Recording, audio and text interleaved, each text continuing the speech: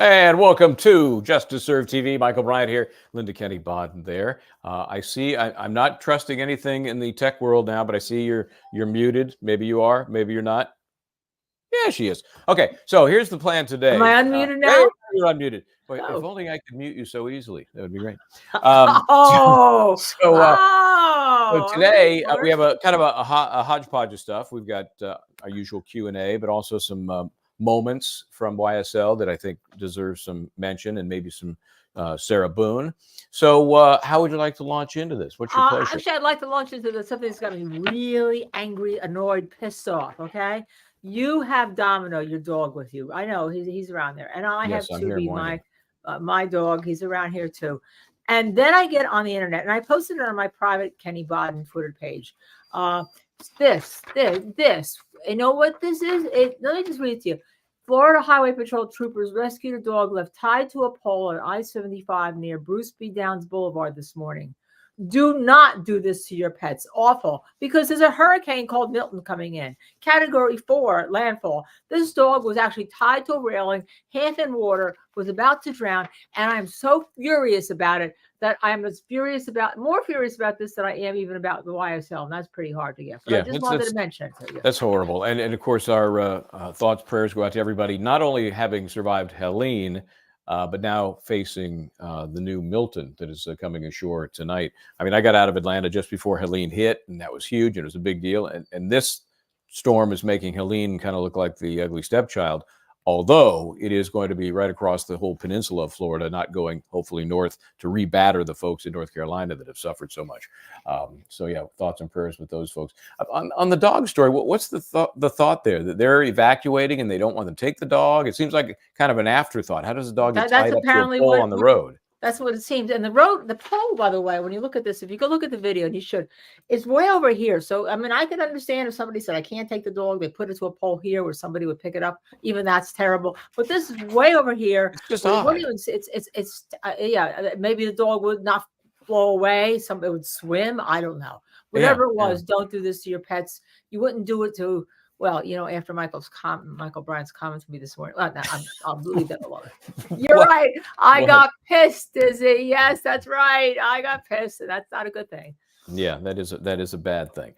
So hopefully that dog will have a better future, because those owners didn't deserve the dog. Okay, so do we do YSL Q&A? What do you got? What's your pleasure? Okay, so I want to get questions from everyone who's watching and our viewers, but I do have like 9 top moments, and apparently there was an earlier moment that just before we came on the air that, let me put it this way, there ain't much love in the courtroom between the two YSL prosecutors, because earlier Prosecutor Atkins was caught on a hot mic. You know the thing I'm wearing over here? Where is it? There's a mic. Sometimes we turn it on, sometimes we turn it off. If you forget to turn it off, you could be like the movie Airplane.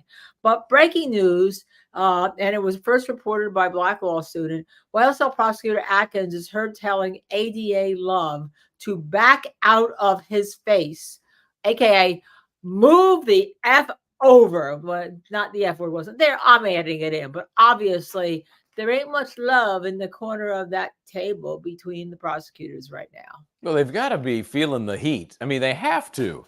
There's nobody on their side, nobody, and now infighting begins. That's what happens. I'll liken it to, I don't know, like a sports team, like, I don't know, maybe the Jets. No. The Jets are sometimes right now. I'm happy. When they're, when things aren't going well, then they're fighting on the sidelines. Coach, player. Oh, wait, coach is gone. Sorry, Aaron Rodgers is now taking over the team.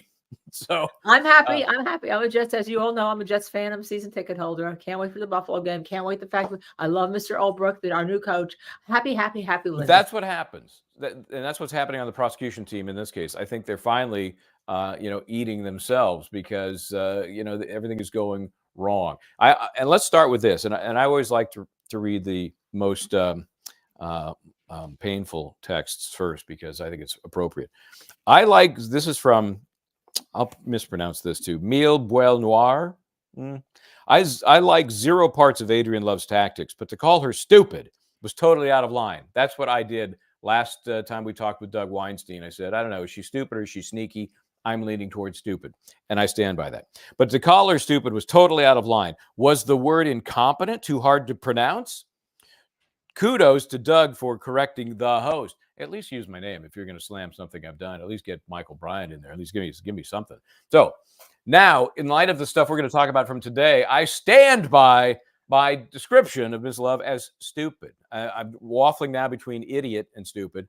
But let's talk about this latest filing that Oh, to me, that is the perfect example. I don't know. Is this somebody who didn't go to law school? Is that what it is? no, I think it's somebody who's practiced law and gotten her own way, as somebody mentioned, as Doug had mentioned the last night, by her trials for a very long time. And we're going to have, by the way, Ashley Merchandiser, I guess at 2:00, we're going to tape a show with her. And I know that she has some tea to spill. You'll probably hear that later on.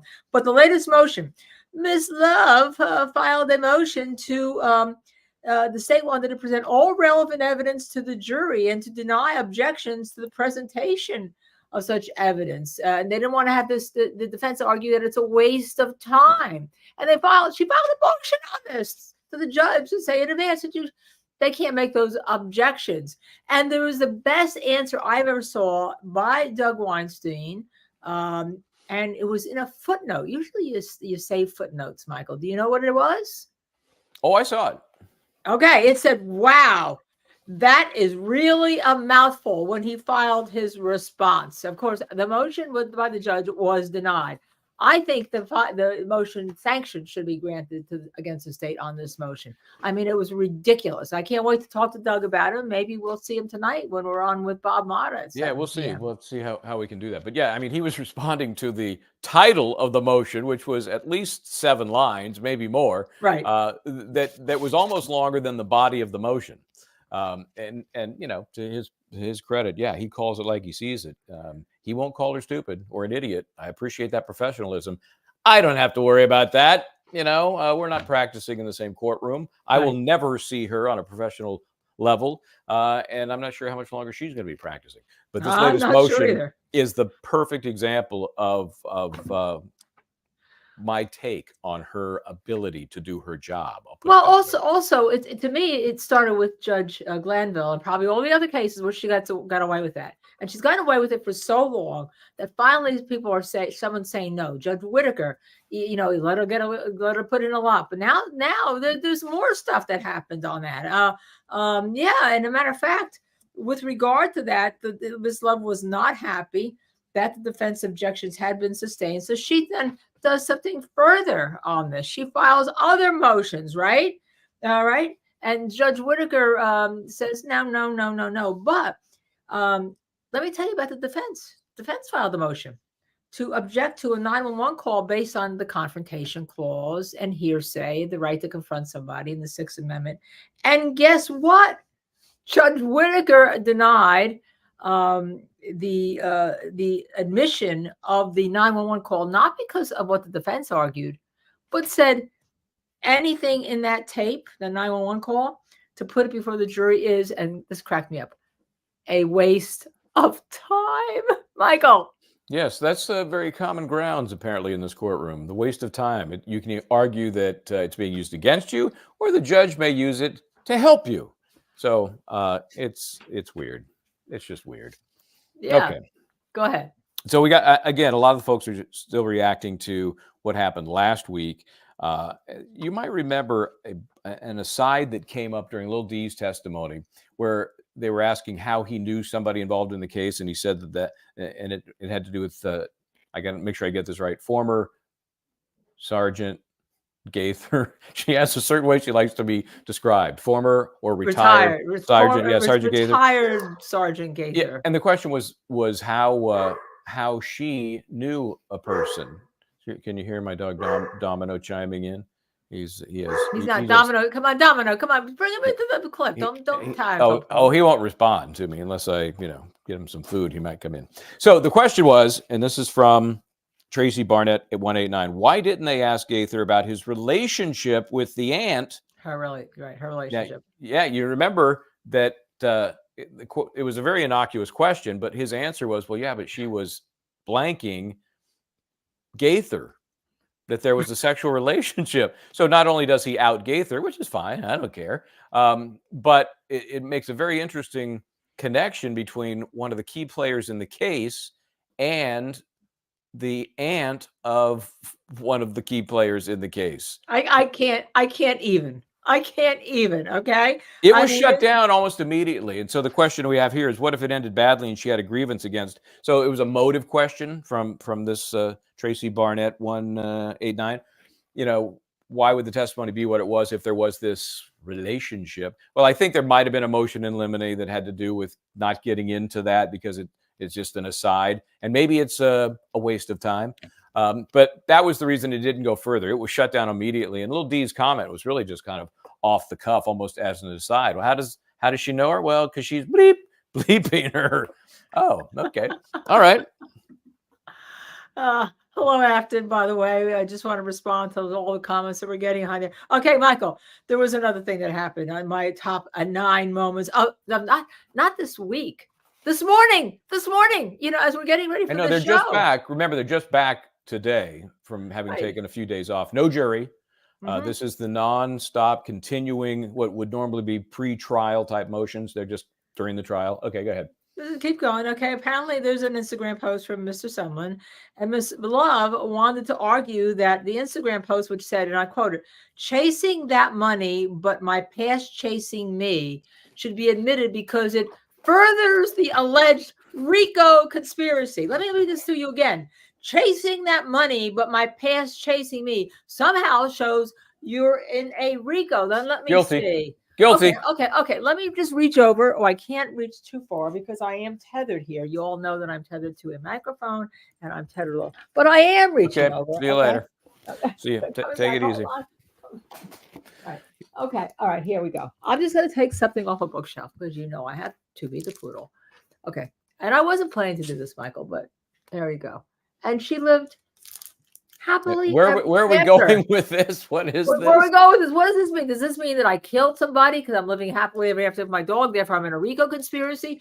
What are we talking about? That's only slightly more disconnected and equally ridiculous. But that's my point. Ridiculous. Well, it is a nice picture. It is really. It's a lovely picture. When Glanville opened that door, and now Whitaker won't close it, we got a problem. He should never have allowed those Young Thug lyrics in the first place. He did. And now she's walking this tightrope between trying to do what's right for this trial and giving some respect to the decisions he made earlier. She shouldn't do that, first of all. She's now in charge. This is her case. Whatever he did, we know he did some things wrong. Otherwise, he'd still be on the bench. Well, so don't give him any deference. Don't give him any deference. Judge Whitaker did deny this. Another denial this morning from Judge Whitaker. I don't think we've heard so many. No, that's not going to be admitted. No, that's not. It's a waste of time, Michael. Well, remember what happened at the end of a session last week, and you remember. I'm sure most people remember. If they don't, I'll remind. Might recall that was the judge's response when she was going through the witness list with the prosecution, trying to get a sense of where we're going from here, how much time we're going to spend. And we noticed we should have a whole new feature just called Under My Breath. And we'll have all these little clips from the various people who have contributed. But that's the judge and her reaction to the prosecution having no clue how many witnesses they've had on the list up to this point, and how you could hear a voice in the background as well. And it might have been Doug, might have been Steele, might have been Shart. They said, how many more witnesses? Because they're struggling with this simple question from the judge, which was, where are we and where are we going to go when the jury is back? We don't want to, waste more time. And add to the Under My Breath section that we're going to have the hot mic moment this morning with Atkins telling ADA Love to back out of his face. Yeah, and I like that because, like I said, that's the infighting that spells the end. If you ask me, they're doomed. They can't even get along with one another. Okay, so speaking about doomed, here's a really interesting. There was a Brian Steele went up this morning, asked to approach the bench without the state to place something under seal. Very interesting. And the judge allowed it to the extent this record is a clip where she says, to the extent that this record goes anywhere, I'm taking it. But to me, it sounds like she's not expecting this to be reviewed by the appellate courts. And why would that be, Michael? Well, probably not a conviction. You're not going to have any appeal if there's no conviction. So. Well, that's an on your breath, but it certainly is loud enough to send your message. That's like, I have a wintergreen mint and I spit it out. That's like, she's spit it out. She's spitting this case out. What else do we have? Okay, so as you know, there's been this one-sided view of what's going on in the courtroom. So this is from White Mike 1976. Why does the judge allow the state to ramble on and on and on and on and on? Those are all of his and ons for hours on recross, and she seems to always rush the defense, telling them to move along. So, I mean, first procedurally, we know that whenever there is redirect, recross, redirect, recross, you're continually confining and refining the subject matter you can get into. You can't use one of those recrosses or redirects to open things up into an area that you could have handled on the initial cross and direct. So that's proper and that's appropriate. But this guy is saying, this White Mike, maybe a guy, maybe not. He's saying, the judge seems to be preferential to letting the prosecution drone on and clipping the defense when they try to, address whatever's been presented on these redirects. Except that she's kind of like stopping today, it seems to me, because along with that, Whitaker this morning ruled because the prosecution tried to have her reconsider things again. And what two things in the prosecution file motion that can reconsider? With Little Rod getting into a fight in jail resulting in the stabbing. They wanted her, the judge had said no. She said no again. And then Whitaker also denied Love's motion. Apparently, they wanted Love filed a motion to reconsider another social media post that got her yelled at. And then I forget. There's been so much of this. I forget which one it was. Maybe our viewers can tell us. But apparently, the judge denied that. So everything has been denied. I'm not letting that in. It's a waste of time. Okay? Maybe she's had a come to Jesus moment, over the Jewish holidays, which is weird. Yeah. After this, do you think the Judge Whitaker will limit recalling witnesses at all? I think at some point she's going to limit. I think at some point she's going to say, "I've had enough. You've had enough. You've had a year. I'm not going to let you call," because they still have at least 100 more witnesses. Right? Yeah, it's just under 100 officially, I think. And I would love to see her put a time limit on both sides, but on the prosecution. The defense doesn't need it, and then see what happens when they violate it, because they will. If they say you have an hour and a half with this key witness, and it's got to be a key witness to get an hour and a half, and then she blows into the second hour, is going to be another one of those, "I told you, Ms. Love," one of those finger wagging, no real penalty type scoldings. We'll see. But I do agree with you that I think she is beginning to try to rein in this case, the speed with which it is not being tried, and also Miss Love, to make her double check what she's working on before she just throws it out there, because it looks quite often like she doesn't. Like it's just, here it is. I've never seen this stuff before, and I'm going to find a way to get it in. It's really embarrassing. Yeah, now remember, I know this is a civil case, and it's only one person, one plaintiff, one defendant. The Johnny Depp case, where we're in Virginia State Court, and the judge limited, I think it was what 40 hours or something, whatever the time limit was. And we were all like, why are these witnesses so short? Because the judge had limits on how long you could present your case and how long you could cross-examine. I mean, you were just like in a boxing ring. This is it. That's it. 3 minutes and boom, goodbye. So I don't know. I think that's going to happen at some point. It needs to have that federal feel, because they don't mess around in federal court. Oh no. Here's a question from Two Tanned Tammy. Will Judge Whitaker or Judge with the state show up for court on Wednesday? Well, from what we've already seen today, sounds more like Judge Whitaker than Judge with the state. Yeah, no, yeah. And you and I have ragged on her in a bit, on the sense that we thought, okay, look, she had a way to let this case go out today, create a mistrial. She's letting it go forward. And my view of most of the judges, when you try a criminal defendant case, when you represent them, they really are. They make rulings to help the state. Most of them have been former prosecutors. And guess what? Judge Whitaker was a former prosecutor, but she had a very good reputation from what I've read about her background when she was a prosecutor. But they do. Sometimes they say, just take off the robes. Come to the counsel table of the state and sit there, Your Honor. But you can't say that in court, because you will then be fined, put in contempt, and maybe disbarred. But we can, because we're not in court. Yep, that's nice. We don't have any retribution to worry about. We'll be fine. So I think, the next couple of days are supposed to be more of the same, more jostling over different evidentiary issues. Again, more things that normally would be handled pre-trial. And then the jury will be back. I don't believe that they have a holiday in this jurisdiction on Monday. And I know you're shaking your head because you're thinking it's Columbus Day, or maybe it's called Indigenous Peoples Right. Day. I can't keep up. But, I'm from California. We never had that day off from school, work, or anything. Florida doesn't seem to do it either. So it's this very insular northeastern holiday. And I know it's near and dear to you as a paisana. Is that right? Is that proper use of that word? Yeah, my family's from Italy. I'm 100% Italian. What can I say? Maybe that's why I can remember things and hold a grudge. But okay, let's not go there. So I was only going down that road to explain that I think everybody will be back, jury included, on Monday. And if we get a chance to talk to Doug tonight, we'll confirm that. We're hoping to have him on for a few minutes. We normally would do Friday, but Friday is Rosh Hashanah, and for everyone that celebrates in advance. It's not Rosh Hashanah, it's Yom Kippur. It's a very serious holiday. I apologize.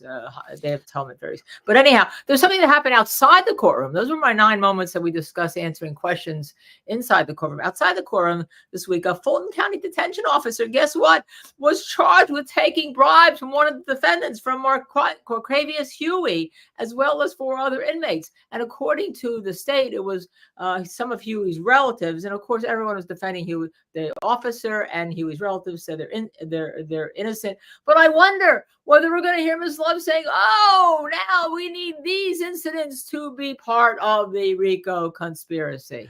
That's a good question, and I've got a question here that kind of ties this together here, and this is from Marcellus Smith.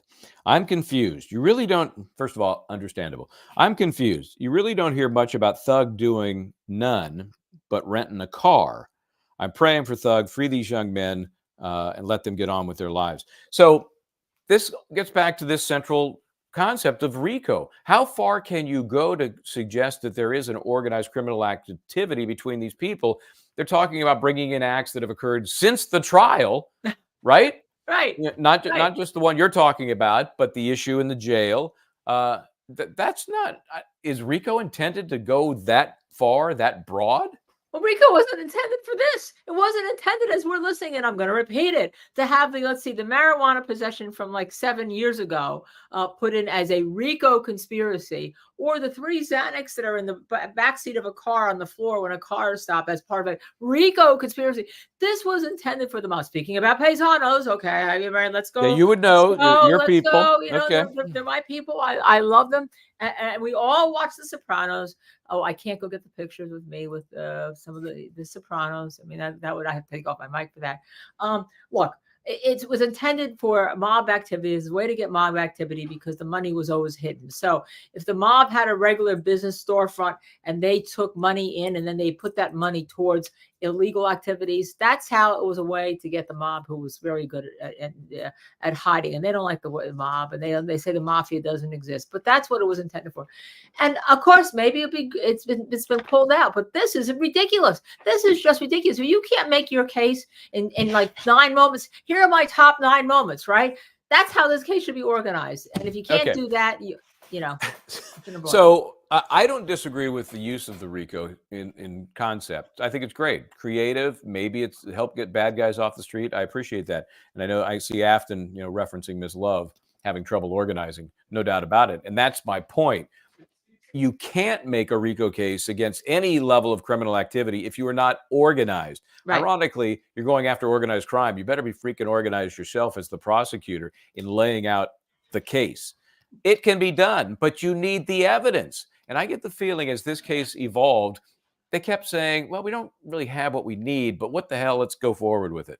Let's try it. Let's see what happens. I blame Fonnie Willis for that. She's the one that, planted the seed. Right. Now she's probably trying to distance herself, and she does have other issues. But the fact is, somebody at that level had to make the decision to pursue this case. And somebody, I think still at that level, is saying, you're going to continue this case. Well, it seems to me that Fonnie Willis, who we know has a lot of problems, and as I said to you, by the way, put your questions in for Ashley Merchant. We're not going to show her live today. We're gonna have it as an episode later this week, but we are going to interview her starting at 2 p.m. And Ashley represents one of the defendants in that political case where somebody's running for president, where Fonnie Willis has gone after a bunch of people and under RICO. So it seems to me that the Fonnie Willis is in love with RICO as a way to get all sorts of innocent acts in as criminal acts here.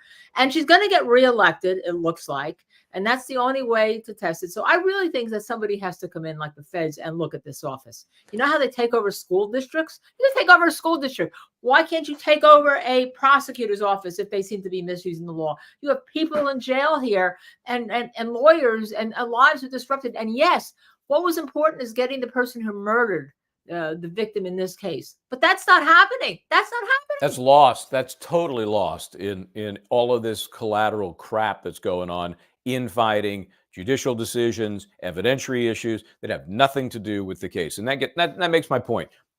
You got to have a case before you move forward with something as difficult as RICO. And they just don't seem to have. They're not done yet. Maybe those last 90 witnesses will change my mind, but I doubt it. Let me mention something. I'm not a PAC, a political action committee. In fact, as you know, I'm apolitical. I'm in the reasonableness party, and at this point, very few of us in the reasonableness party. I just can't get anybody to join me. Well, I'm not joining you because I'm in the reproductive rights party. So let's this election, is not close. In the primary, Fondy Willis got 89% of the vote. All right, and now there's this up-and-comer. She's only been a lawyer, I think, 4 years. And I apologize, I don't remember her name. That's how new she is. But she's begun to get more money. There's been a shift in the fundraising effort. Probably too little, too late. But if what's happening in this case doesn't keep Fondy Willis out of office, then man, Fulton County, you deserve what you get. Because it does not get worse than this, in my opinion, in the way she is running this office. And that's not a political position. I'm a reasonableist. It's unreasonable the way this thing is going forward. And you got a chance to kick her out. You don't take it. I'm sorry. Too bad for you. Well, Mr. Parish Life just posted something, and I hadn't seen this, maybe because we were prepping for the show. The DA just played a recording in court where some YSO guy was complaining about Thug. That's Jeffrey Williams. That's who the leader is, represented by Brian Steele, having a lot of money and not giving them any money. Yeah. And we've heard some testimony about that too, that he was the guy. He was the guy with the money. Again, the theory being he's running the mob. He's running this organized crime family, the syndicate. So this kind of testimony, that's where they're going with it. Is it enough? It's kind of tenuous, if you ask me.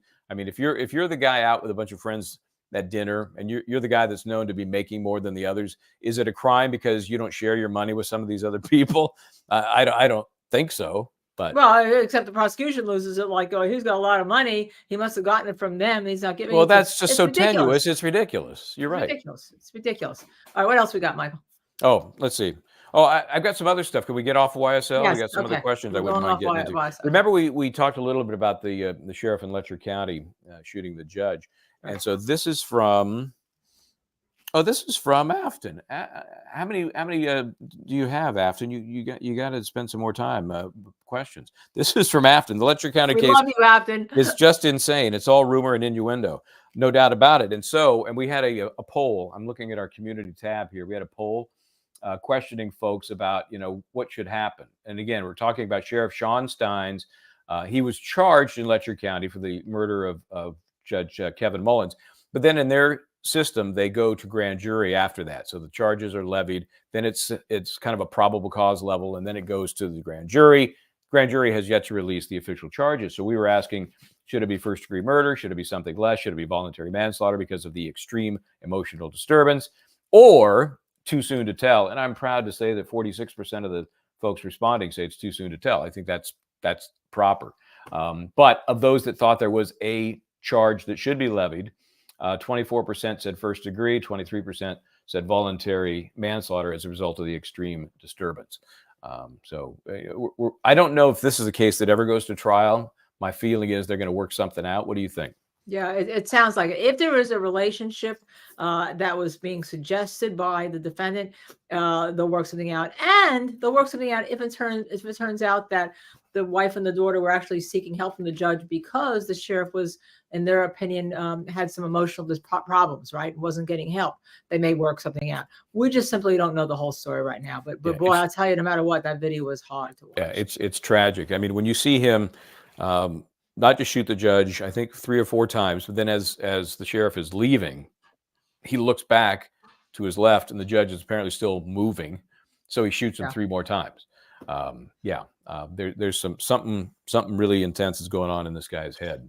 Well, of course, if we were in the YSL case, somebody, they'd look back and see if you ever played I Shot the Sheriff, even though it was I Shot the Judge, and say, well, it's just reverse and we can use it as a RICO conspiracy. But well, even worse, they would use that video that I told you about where they have the sheriff in his car, his daughter in the back seat in, orange, like she's a jail inmate, and they are lip syncing I Shot the Sheriff. That's coming in.